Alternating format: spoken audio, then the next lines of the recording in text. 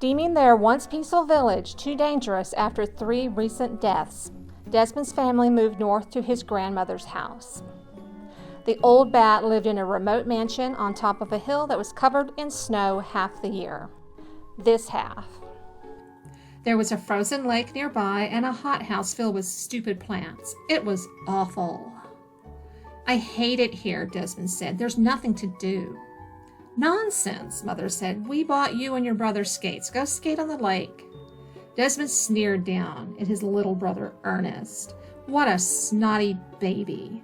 He'd probably fall down and cry. What a bother. Yet off they went to skate, bundled up in their winter coats. Ernest didn't fall.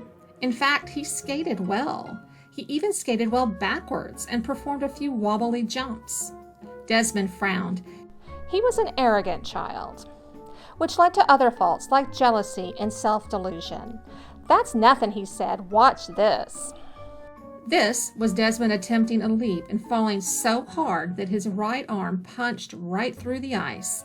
A moment later, the ice refroze, trapping his arm in freezing water. He couldn't lose that arm. It was the one he used for rude gestures and punching. "Help!" little Ernest shouted. "Help!" He screamed so loudly, the entire household came to release Desmond from the ice. The next morning at breakfast, instead of thanking Ernest, Desmond stole all the cherries off his plate.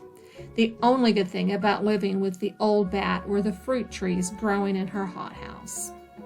A few days later, after successfully tying 2 cats' tails together, Desmond said, "I'm bored."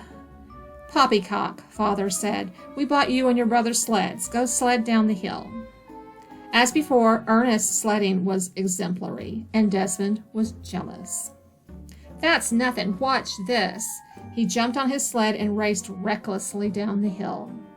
Unfortunately, he drifted left, which caused him to catapult over a stump and fly into a leafless tree, which resulted in him dangling from a sturdy limb by his scarf, kicking and choking like a condemned man. He was going to hang. "Help!" little Ernest shouted. "Help!" In addition to sounding the alarm, he wrapped his arms around Desmond's legs and lifted him up with all his might. It was enough to save Desmond's life before the household came down the hill in an uproar. Again, instead of thanking his brother, Desmond stole Ernest's breakfast fruit the next morning, this time a delicious plum. Ernest scowled, and Desmond stuck out his tongue.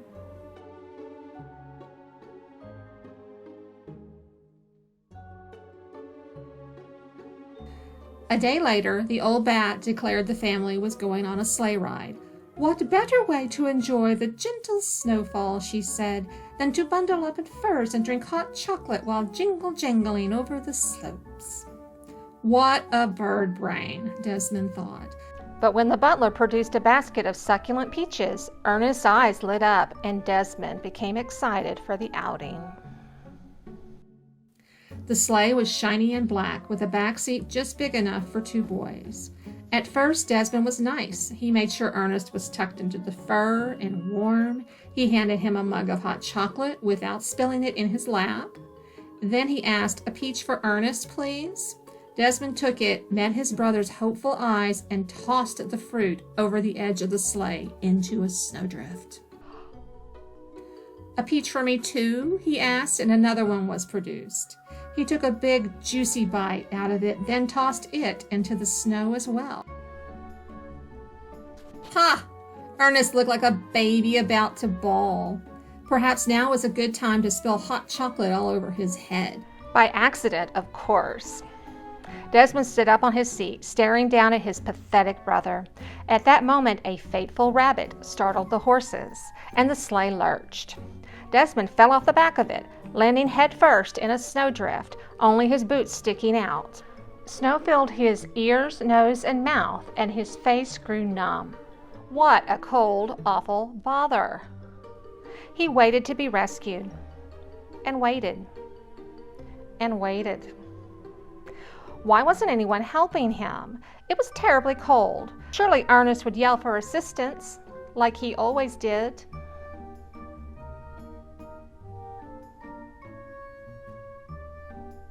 The end.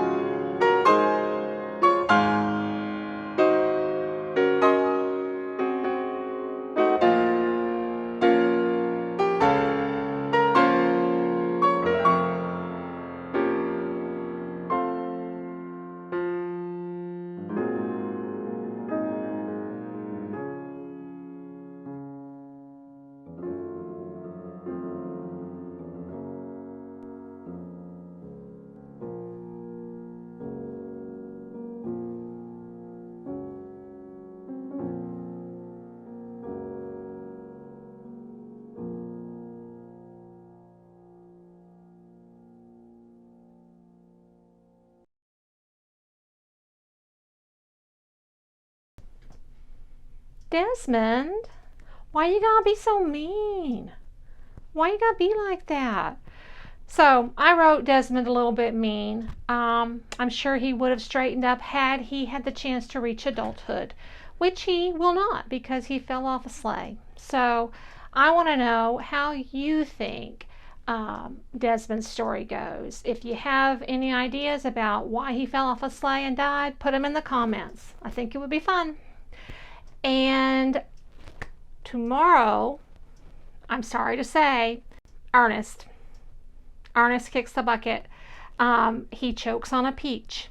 Oh, I love peaches. So does Ernest, but you just got to be careful. I'm Rachel of Rachel Gets Creative, and I appreciate you so much for watching. Thank you and love you. Bye-bye. See you tomorrow.